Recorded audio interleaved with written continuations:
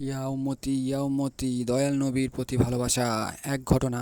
3 দিন হয়ে গেল নবীজি হযরত মুহাম্মদ সাল্লাল্লাহু আলাইহি সাল্লাম মদিনায় নেই। কেউ জানে না তিনি কোথায় আছেন। এখন খবর শুনে হযরত ওমর রাদিয়াল্লাহু খুব চিন্তায় পড়লেন। তিনি তলোয়ার হাতে বললেন, যদি নবীজির কোনো ক্ষতি হয় থাকে আমি কসম করে বলছি মক্কায় একজন মুনাফিকও বেঁচে থাকবে না। কিন্তু হযরত আবু বকর রাদিয়াল্লাহু শান্তভাবে বললেন, ওমর রাগ করো না, আগে নবীজির খোঁজ নেওয়া যাক। দুজনেই রওনা হলেন মদিনা থেকে মক্কার পথে। তারা মরুভূমি পেরিয়ে পাহাড় পেরিয়ে এলাকায় পৌঁছালেন। এক জায়গায় এক রাখাল দেখতে পেলেন। রাখাল ভেড়া চড়াচ্ছিল। আবু বকর রাদিয়াল্লাহু ও ওমর রাদিয়াল্লাহু তাকে জিজ্ঞাসা করলেন, তুমি কি মোহাম্মদকে দেখেছো? রাখাল বলল, আমি তাকে চিনি না, আপনাদেরকেও চিনি না, তবে ওই পাহাড়ের উপর একজন লোক বসে আছেন, বরাবর বলছেন, ইয়া উম্মতি, হে আমার উম্মত, হে আমার উম্মত। তিনি এত কাঁপছেন যে আমার উট ভেড়া ভয় পেয়ে কাঁপছে, খাওয়া দাওয়া বন্ধ করে দিয়েছে।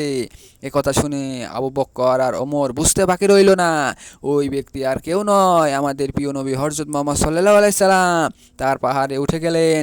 সেখানে দেখলেন নবীজি খুবই দুর্বল অবস্থায় পড়ে আছেন, কাঁদছেন আর বলছেন, ইয়া উম্মতি। নবীজির কষ্ট থেকে হযরত আবু বকর রাদিয়াল্লাহু কাঁদতে কাঁদতে বললেন, ইয়া রাসূলুল্লাহ সাল্লাল্লাহু আলাইহি সাল্লাম, ইয়া রাসূলুল্লাহ, আমি আবু বকর, আমি যত ভালো কাজ করেছি সব আপনার উম্মতের জন্য দান করে দিলাম, দয়া করে মাথা তুলুন।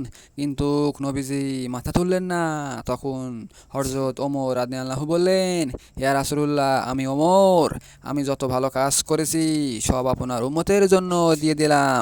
তবুও নবীজি মাথা তুললেন না। আবু বকর রাদিয়াল্লাহু বললেন, ওমর, এতে হবে না, নবীজিকে শান্ত করতে হলে ফাতিমা রাদিয়াল্লাহুকে কে যেতে হবে। তার মদিনায় ফিরে এলেন। পথে হযরত আলী রাদিয়াল্লাহুর সঙ্গে দেখা হলো। তারা বললেন, চলো, ফাতিমা ছাড়া রাসূলুল্লাহ সাল্লাল্লাহু আলাইহি সাল্লাম শান্ত হবে না। তিনি তিনজন ফাতিমা রাদিয়াল্লাহুর বাড়িতে দরজায় গেলেন। আলী রাদিয়াল্লাহু ডাক দিলেন, হে ফাতিমা। ফাতিমা রাদিয়াল্লাহু বাইরে এসে তাদের মুখ দেখে ভয় পেলেন। বললেন, তোমাদের মুখ এত চিন্তিত কেন? নবীজি কি কিছু হয়েছে? আলী রাদিয়াল্লাহু বললেন, চলো, তোমার আব্বা পাহাড়ে আছেন, 3 দিন ধরে কাঁদছেন আর বলছেন, ইয়া উম্মতি, ইয়া উম্মতি, মাথা তুলছেন না।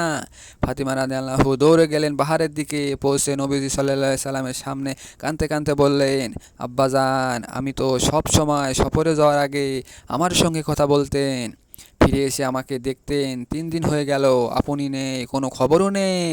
আপনি কি আমাকে ভুলে গেছেন? নবীজি মাথা তুললেন না।